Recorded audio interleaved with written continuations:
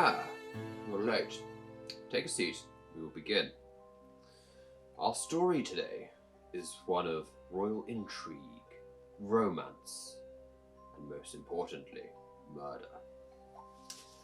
We go back to the streets of Whitechapel, about 5 years ago now. At that time, the old twat Larry was a bit a mere constable. I was working with another inspector on the case, who was equally as useless, but that's the police for you.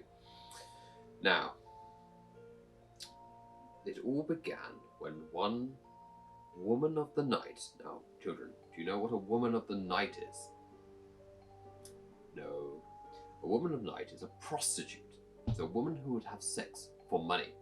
Of course, much outlawed and, never something you should go into, but, men have their needs. And it was this one rainy night when Mary was found dead in the alleyway. Her throat slit from side to side and her abdominal section torn open, and many of her organs missing. Now, obviously, the police were perplexed by such a case, and the inspector at the time, Mr. Finnegan, he was completely baffled, and naturally turned to me for help. Unfortunately, but one mere crime scene, even with my great skills, I could not solve it, and I do regret to say 4 more women were murdered before we ever caught the culprit. Now, as to how we caught the culprit, well, that is quite another story.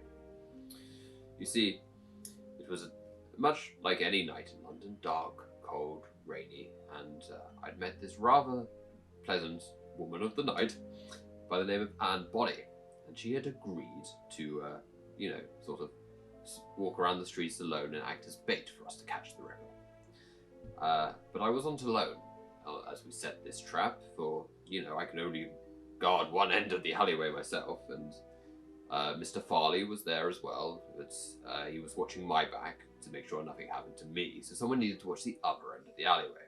And we met this rather entrepreneurial lad named Captain Blackrum. He covered the other end of the alley, so we got that one. And, well, as the Ripper dropped down from the rooftop to pounce on poor Miss Bonny, we closed in, gunshots firing, all very exciting, and we caught the Ripper.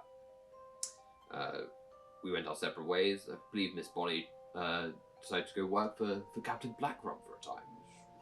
I mean, if that's the kind of life you want, but I will not interject. It's better than being a woman of the night. But I still haven't really clarified who the Ripper was. Now, over the course of these 5 murders, we saw that all the women had had their throats slashed and their abdominals torn or ripped open, if you will. And we knew, therefore, that whoever was doing it was someone skilled with a knife, but also surgical, who would be able to, identify the different organs and rip them out effectively. Because these weren't untidy rips, as the media so often would like you to believe. These were clean surgical cuts. So we knew the man responsible must be one of surgical talent. So we started asking around in Whitechapel who would have, such talent, who would have it. And we came by a young American man by the name of Tommy Kilmore. Terrible name, but that's the Americans for you. But why was he doing this killing? Well, that's where the royal intrigue comes in, my friend. You see, it turned out he had been present for the birth of the child of one Annie Elizabeth Crook. Now, I'm sure many of you do not know that name. I do not expect you to. She was but a common housemaid. But to whose house was she maiding? Well, that would be Buckingham Palace. You see where the royal intrigue comes in now. For it turns out the child that Tommy had delivered was none other than the bastard child of Prince Albert. He cheated on our beloved queen. And, Tommy had delivered the child within Whitechapel for this Annie Crook, and was trying to keep it a secret. But some women of the night were present in delivery, so it turned out all these killings were to cover up, the prince's infidelity and his hidden child. Anyway, we got to the bottom of it, informed the queen, and, well, as any woman should, she stood by her man, and that's why I will continue to respect her. But I bet he got a good spanking for it.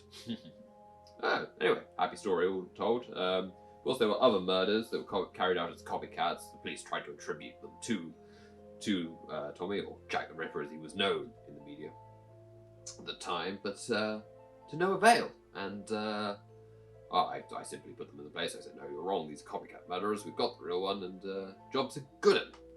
And happy days indeed. That's about it for that case. Hope you enjoyed. Obviously, I have many more cases to be solved, and perhaps one day I'll tell you another story that